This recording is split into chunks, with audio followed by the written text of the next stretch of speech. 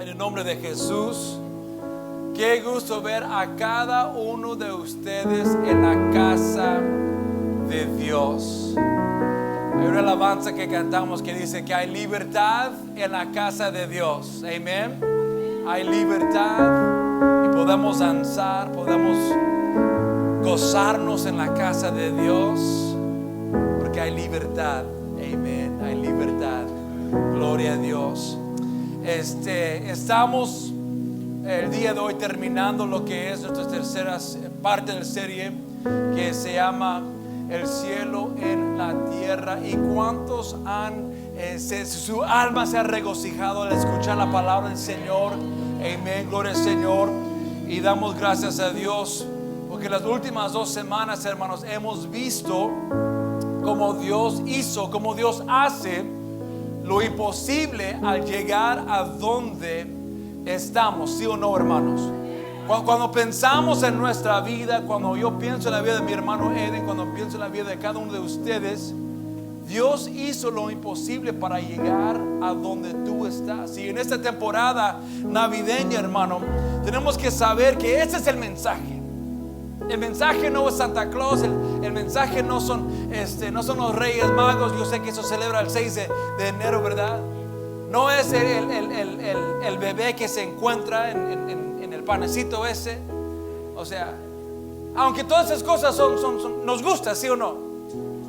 Pero este mensaje de Navidad se trata de que un Dios invisible se hizo visible, habitó entre nosotros, como dice Juan 1:14, para sentir nuestro dolor, para saber lo que está pasando en su vida. Murió por cada uno de nosotros, pero la Biblia dice que al tercer día resucitó con poder y gloria y todavía está sentado sobre su trono.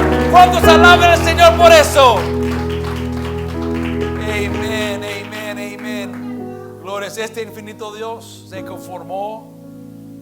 Pues sabe que la palabra infinito significa que no tiene principio, no tiene fin, pero este infinito Dios se hizo conforme a tiempo y espacio y vivió entre nosotros. Ese es amor, hermano. Amén, ese es amor. Amor no son burbujas de una telenovela.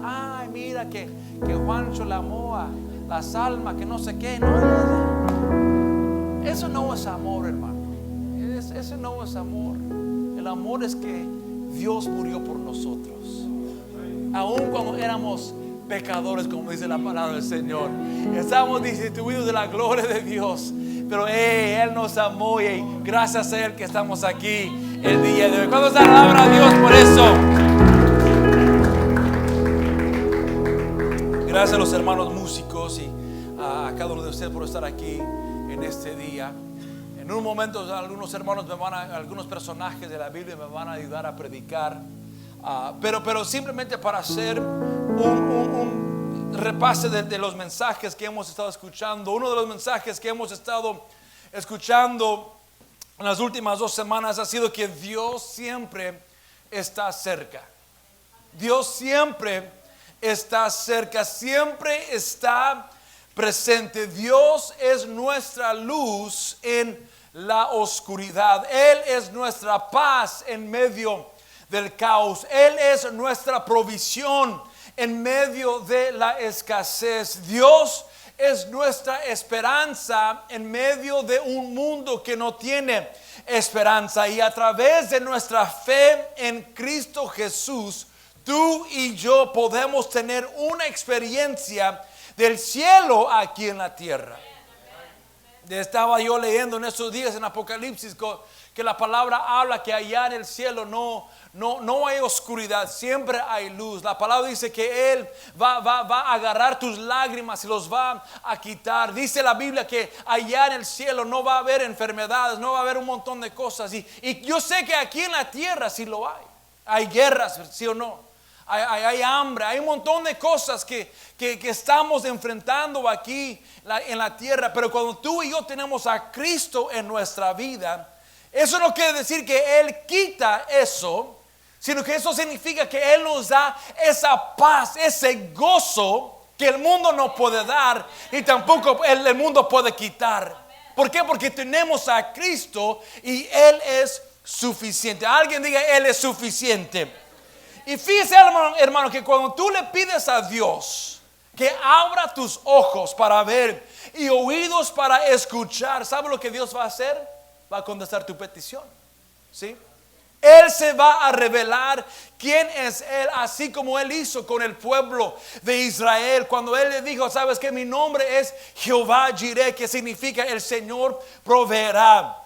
Así cuando Él dijo, cuando el pueblo necesitaban sanidad en su alma y cuerpo, el Señor se presentó como Jehová Rafa, que significa el Señor sanador. O cuando el pueblo necesitaba paz alrededor de ellos, el Señor mismo se reveló como Jehová Shalom, que significa el Señor es mi paz. Pero cuando tú le llamas y dices la palabra Jesús o el nombre Jesús, Él es quien va a proveer todas tus necesidades, de acuerdo a Filipenses 4:19. Cuando tú le clamas y dices Jesús, cuando tú necesitas un toque en tu cuerpo y necesitas sanidad, Jesús es el quien te va a sanar, acordando a Lucas el capítulo 7. Cuando tú necesitas paz en tu alma y paz en tu familia y paz en tu salud mental, cuando tú le llamas y dices Jesús, la palabra dice en Filipenses 4:7 que es el que da paz que sobrepasa todo entendimiento. Alguien diga Jesús. Cuando tú le pides que Dios te dé revelación, Él se va a mostrar quién es Él en tu vida. Él va a abrir los ojos de tu corazón para que puedas ver quién es Dios. Vamos a alabar a Dios por eso. Dije la semana pasada que toda la Biblia se trata de Jesús, toda la Biblia, desde Génesis hasta Apocalipsis. Y en este mensaje estaremos viendo algunos personajes de la Biblia que me van a ayudar a predicar para demostrar esta verdad. Y por los próximos cuantos minutos les quiero hablarles bajo este tema. No eran suficientes, no eran suficientes. Un personaje que Dios levantó para ser el salvador de su pueblo fue un hombre llamado Moisés. Este Moisés, este hombre fue responsable de llevar al pueblo de Israel de su esclavitud en Egipto y guiarlos hacia la tierra prometida. Este hombre que nació en tiempo de una masacre de niños, apenas salió vivo. ¿Dónde está Moisés? Pasó sus primeros años en Egipto siendo preparado para regresar al palacio del faraón. Pero algo sucedió en donde tuvo que salir de Egipto huyendo. Y sucedió que mientras que estaba en medio del desierto, que Dios le habló y lo llamó para ser el libertador para el pueblo de Israel. Cuando estaban en el desierto, Moisés se puso en medio del pueblo y Dios. ¿Por qué? Porque Dios quería hacer y tratar al pueblo de una manera, pero Moisés dijo, ¿sabes qué, Señor? No les vas a matar porque yo voy a ser su portavoz. Ordenó al pueblo inmoral el cordero pascual y así por medio de su sangre limpiarse y vivir. Recuerda, celebramos lo que es la Pascua. Porque fue Moisés quien dijo, ¿sabes qué? Tienen que agarrar un cordero inocente y poner su sangre sobre las puertas. Y cuando el ángel de la muerte pase, él va a ver esa sangre y van a vivir cuando él ve esa sangre. Pero fíjese algo, hermanos, que Dios lo usó, hizo muchos milagros. Condujo al pueblo hebreo por medio de las aguas del Mar Rojo y los liberó de Egipto. Condujo a los hebreos por medio del desierto y a través de su oración y súplica de Dios les alimentó de maná caído del cielo y agua de una fuente milagrosa. Este hombre hizo prodigios en nombre de Dios, pero reconoció que no era suficiente, porque aún así el pueblo falló una y otra vez. Aún así el pueblo se desviaba una y otra vez. Y aunque Dios estaba con él mismo le falló a Dios. Aunque su tarea era de guiar al pueblo a la tierra prometida, Moisés no pudo ver a la tierra prometida porque él le falló a Dios. Y aunque hizo maravillas, él reconoció que sus obras no eran suficientes. De hecho, Moisés profetizó que iba a haber alguien mayor que él, al que el pueblo iba a oír. Lo que ellos necesitaban era un Salvador. Y cuando Cristo nació, al igual que Moisés, nació en medio de una masacre de niños cuando Herodes escuchó que había nacido un rey en la aldea de Belén. José fue advertido por el ángel que en un sueño y levantó a su familia y tuvieron que huir a Egipto para salvarse. Al igual que Moisés ordenó al pueblo inmolar el cordero pascual, Cristo viene siendo el cordero pascual y por medio de su sangre tú y yo nos limpiamos y nos despojamos de la maldición de la muerte. De hecho, Hebreos el capítulo 9 y versículo 22 declara estas palabras poderosas. De hecho, según la ley de Moisés, este hombre quien estaba aquí conmigo, casi todo se purificaba con sangre, porque sin derramamiento de sangre no hay perdón. Necesitaba un cordero limpio, un cordero sin mancha, un cordero que podía no solamente remover los pecados por un solo año, pero un cordero que podía remover los pecados para siempre, para toda la humanidad. Y Cristo, hermano, salva al pueblo por medio de las aguas del bautismo en su nombre. Oh, hermano, déjeme decirle que si tú todavía no te has bautizado en estas aguas, le animo que lo hagas, porque el momento que le bautizamos a ti y a tu familia en el nombre de Jesucristo, esas manchas de pecado son lavadas por su sangre que fue derramada por la cruz. Y cuando tú y yo nos bautizamos en esas aguas, hermanos, Él nos hace ser nuevas criaturas, como dice la palabra del Señor, dejando nuestro antiguo hombre inmundo atrás. Y vemos a Cristo también, hermanos, que alimenta a su pueblo a través del pan de vida, que es la palabra del Señor, ¿sí? Y sacia la sed por medio del agua viva que es Él. Algo que tienen que entender, hermanos, que Moisés nunca fue suficiente. En cambio, Cristo no solo cubrió lo necesario, sino que lo sobrepasó. Vamos a mirar otro hombre que tampoco era suficiente. Un hombre en la Biblia quien era recto y sin fallas delante del Señor fue el personaje de Job. Muchos teólogos creen que en la actualidad este libro fue el primer libro escrito en la Biblia. Este hombre era enormemente bendecido. Su familia era grande. Sus hijos se llevaban bien con los demás. Tenía tierras y ganado. Era un hombre influyente en la comunidad y con vastedad de riquezas. Pero algo terrible pasó. La Biblia dice que este hombre Job perdió todo. En un día perdió sus tierras, perdió su ganado, perdió sus hijos, perdió su salud, perdió su reputación y casi pierde su matrimonio. Y en su dolor, él gritó esas palabras y dijo: yo sé, aunque no entendía nada, en medio de todo lo que le fue quitado sin haber razón. En Job 19:25 él exclamó y dijo: yo sé que mi Redentor vive. Había algo muy dentro de su ser que sabía que hubo alguien que podía compadecer de él. Había algo muy profundo de él que estaba buscando. Tiene que haber alguien que me puede escuchar. Tiene que haber alguien que me puede pelear mis batallas por mí. Y con desesperación dijo: Dios no es un mortal como yo.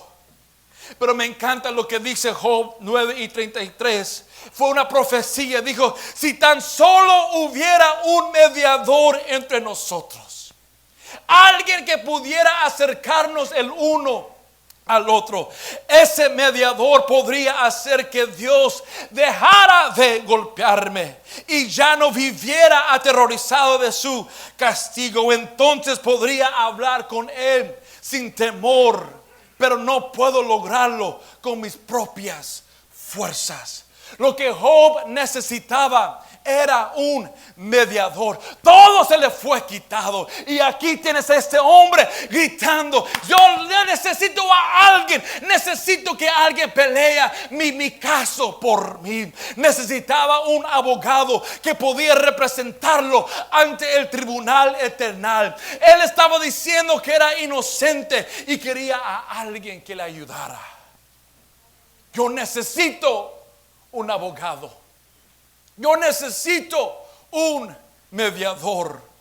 Y miles de años después, el apóstol Pablo escribió unas poderosas palabras. En 1 de Timoteo capítulo 2 versículos 5 y 6 dice, pues hay un Dios y un mediador que puede reconciliar a la humanidad con Dios. Él estaba diciendo que hay alguien que sí puede pelear tu batalla. Hay alguien que puede presentar tu caso ante el corte tribunal. Dice, es el hombre Cristo Jesús. Él dio su vida para comprarles la libertad a todos. Dice que si hay alguien. Job estaba gritando. Él estaba adolorido, hermano Edwin. Él estaba, hey, necesito a alguien. Y Pablo, con la revelación divina de Dios, dice, este es el mensaje que Dios le dio al mundo justo en el momento preciso. En el momento preciso, cuando tú estabas yendo a la corte, cuando tú estabas yendo al infierno, hubo un abogado que dijo, ¿sabes qué? Hey, yo quiero pelear su batalla, yo quiero pelear su caso. Ese hombre es Jesucristo que te está viendo y te está diciendo, yo estoy peleando por ti. Y si eso no es suficiente, note lo que 1 de Juan capítulo 2 dice, versículos 1 al 2 dice, mis queridos hijos, les escribo estas cosas para que no pequen. Pero si alguno peca, note lo que dice, si alguno peca, tenemos un abogado que defiende nuestro caso ante el Padre. Es Jesucristo, el que es verdaderamente justo. Dice, Él mismo es el sacrificio que pagó por nuestros pecados. Y no solo los nuestros, sino también los de todo el mundo.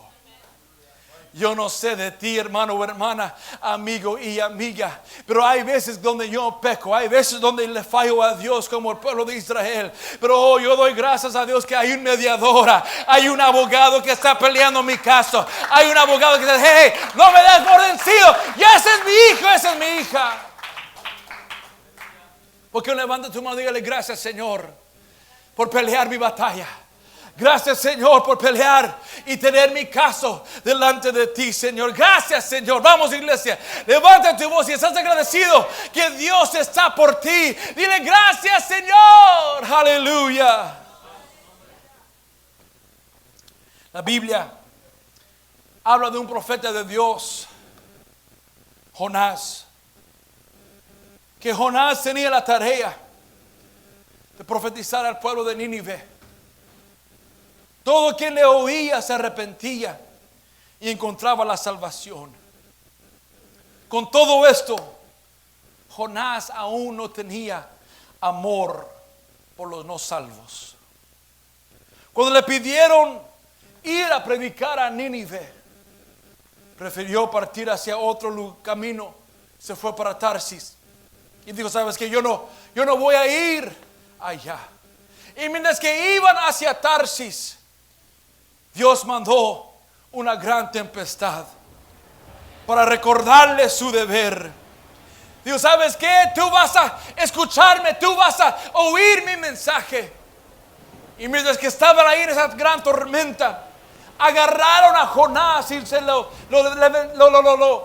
aventaron por el otro lado, y un pez gigante se lo tragó y lo llevó al Seol por 3 días. Y al regresar, predicó del arrepentimiento y todo el pueblo de Nínive se arrepintió. Pero aún así no había amor hacia el pueblo de Nínive. Y en su corazón no estaba feliz por la segunda oportunidad que se les había concedido. Este pueblo necesitaba un profeta que le amara. Este pueblo necesitaban a alguien abnegado que se pusiera en la línea sacrificando sus deseos y su vida por amor. Lo que ese pueblo necesitaba era un cordero sacrificial.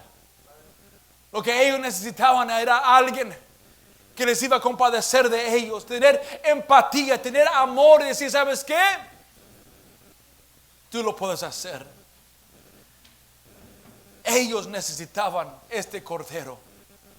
Miles de años después, Juan el Bautista clamó con gran voz. Al ver a Jesús caminando, exclamó, dijo, ¡he aquí el Cordero de Dios que quita todo el pecado! Y vemos a Jesús, que Jesús sintió el dolor del pueblo. La palabra dice que Jesús fue conmovido por la compasión. Al escuchar la exclamación de una madre desesperada porque su hija estaba poseída por un espíritu maligno, Jesús rompió todas las reglas al contestar y sanar la hija de esta mujer. En Hebreos 4:15, la palabra dice, nuestro sumo sacerdote comprende nuestras debilidades, porque enfrentó todas y cada una de las pruebas que enfrentamos nosotros. Sin embargo, Él nunca pecó. Y me encanta esta parte en Hebreos 4:16 que dice, así que acerquémonos con toda confianza al trono de la gracia de nuestro Dios, y allí recibiremos su misericordia y encontraremos la gracia que nos ayudará cuando más la necesitamos. Déjame decir, lo que el pueblo de Nínive necesitaba era el mismo Jesús que tú y yo conocemos, porque tú y yo podemos acercarnos ante su trono cuando más la necesitamos. Tú y yo podemos clamar y decir, Señor, te necesito, y cuando tú y yo levantamos la voz, Él sí contesta. Jonás no fue suficiente, pero Cristo, nuestro Cordero, sí lo es. El libro de Ruth es uno de 2 libros de la Biblia que llevan el nombre de la protagonista del mismo libro. Tenemos a Ruth y a Esther. La historia de Ruth comienza cuando Noemí se fue de Judá, y con eso representó el alejamiento de la voluntad de Dios.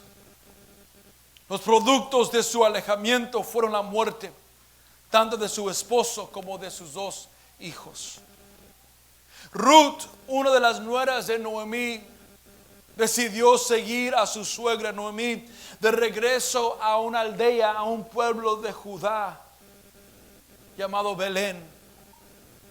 Y para ella fue un pueblo desconocido. Ruth aún así dejó a su familia, dejó su casa, dejó sus costumbres y todo lo que conocía. Y Ruth fue la que dijo estas famosas palabras, que dijo, tu pueblo será mi pueblo y tu Dios será mi Dios. Rogándole a su suegra seguirla, ella fue con él. Estando en Belén, Ruth, desde el amanecer hasta la puesta del sol, trabajaba arduamente espigando el campo de Boaz, ya que las viudas y los extranjeros vivían de una manera no muy bien en ese tiempo. Tenían que hacer algo para agarrar comida. Y el dueño de las tierras era este hombre llamado Boaz, Y Boaz vio a Ruth espiando día tras día. Y cuando llegó el día de redención, el pariente más cercano tenía el derecho de casarse con una persona como Ruth. Pero esta persona se negó a casarse con ella. Así que Boaz quiso pagar el precio por ella. Boaz fue su redentor. Ella necesitaba un redentor. De la misma manera que hay miles de personas buscando redención en su vida. Ruth y Boaz eran los abuelos de un hombre que quizá tú y yo conocemos llamado David. David fue de su linaje, que el Dios lo prometió que alguien de su descendencia iba a estar como rey para siempre.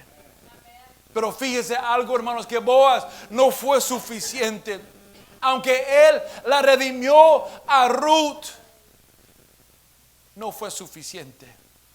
Hay miles hoy en día sintiendo que no tienen nada que dar, que no tienen valor o no tienen derecho de ser redimidos, simplemente espigando la tierra, buscando lo que necesitan en el mundo. Vienen a este país como extranjeros y viendo qué es lo que se puede agarrar, buscando algo, buscando a alguien. Habrá alguien que me puede redimir. Y la verdad, hermanos, es que todos somos Ruth.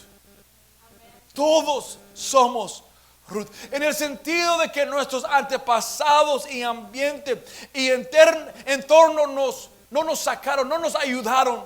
Tratamos de encontrar la redención de una manera u otra.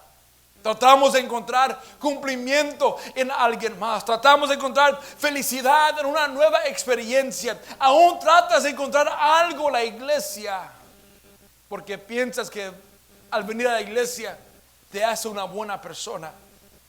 Piensas que si te aproximas al pastor, que eso te va a cumplir, pero no es suficiente.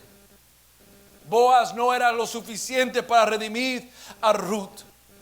Todas las cosas que mencioné, todas las personas no eran suficientes para que puedas ser redimido. Pero mi hermano, mi hermana, amigo y amiga, tú eres redimido solo a través de Jesús. Solamente Él. Jesucristo, hermanos, basta. Jesucristo es suficiente. Y lo más hermoso, hermanos, de todo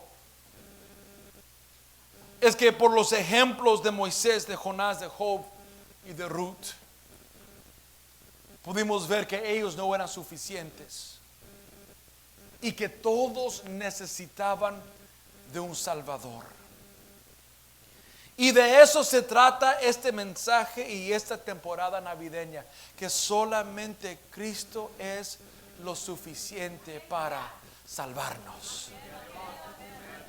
Él es el único suficiente para rescatarnos. Él es el único suficiente para sentir nuestro dolor. Él es el único suficiente para redimirte. Él te ha amado cuando nadie te amó. Él te dio un nombre cuando nadie quiso darte un nombre. Él te levantó cuando todo el mundo te estaba pateando. Él es suficiente para nosotros.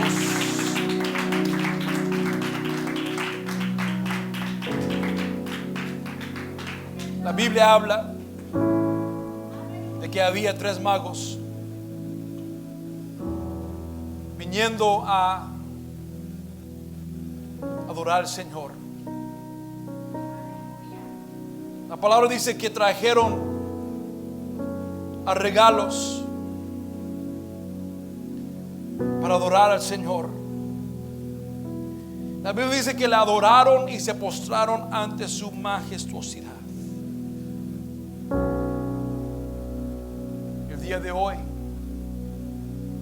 ¿por qué no rindes tu vida a Él?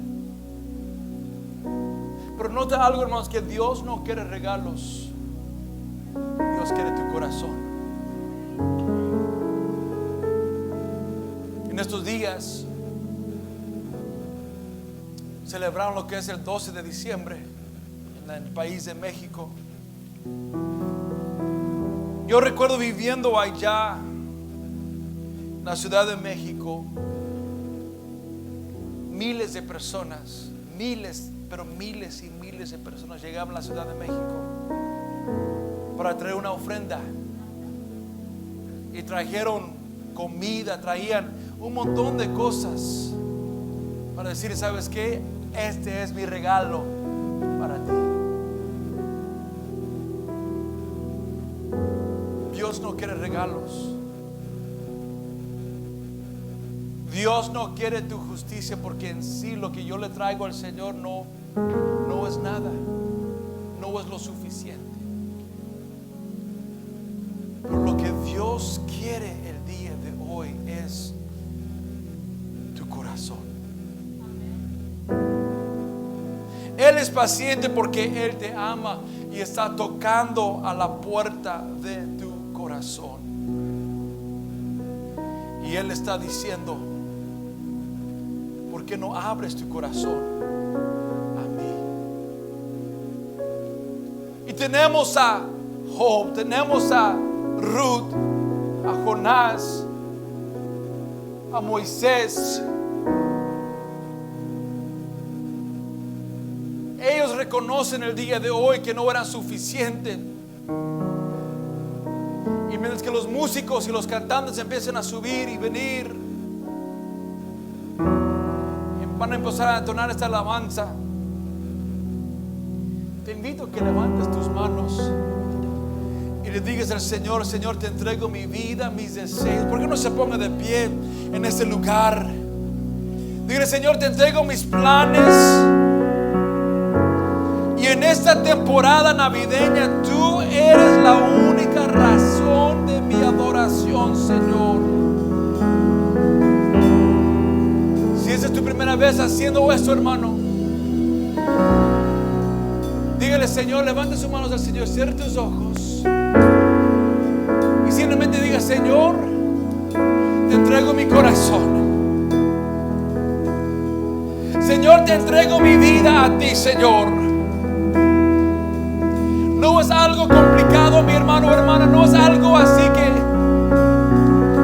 pero simplemente estás diciendo en esta temporada navideña, mi Dios, te entrego todo a ti. Y si has entregado tu vida a Jesús, hoy tienes la oportunidad de adorarlo de nuevo. Hoy tienes la oportunidad de postrarte delante de Él y recordar el por qué has entregado tu vida a Él. Y cuando hagas esto, verás que Jesús va a encontrarte una vez más. Él va a estar tocando tu corazón y Él llega a donde tú estás.